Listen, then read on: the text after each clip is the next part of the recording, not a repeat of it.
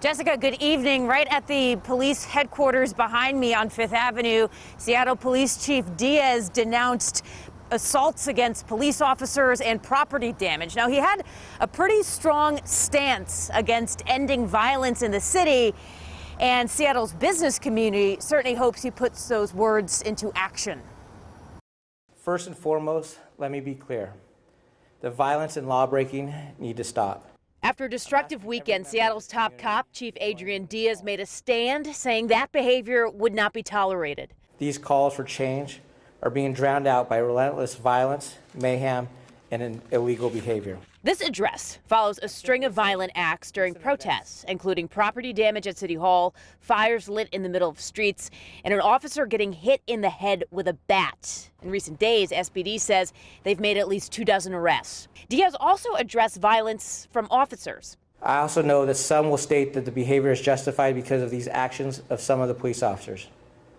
What I know is that here in Seattle, our robust accountability system will investigate any and every complaint. I don't understand what the benefit is of letting these guys just bust the hell out of everything every night. While the chief is taking his stand, Seattle's small business community is taking theirs. Todd Besold is the CFO of Merlino Foods in Soto.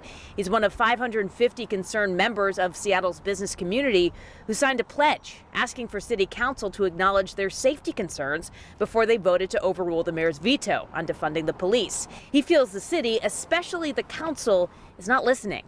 Sad and dismayed that they can't see the water for the trees.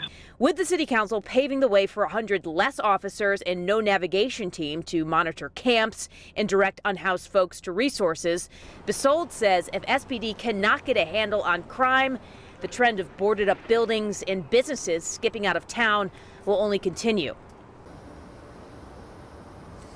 Also during that press conference, the chief did address that illegal street racing and drifting that happened right near the Space Needle last night. You probably saw the videos on social media. He did say that one arrest was made and that this is actually a regional issue. It happens almost every week somewhere in the city here.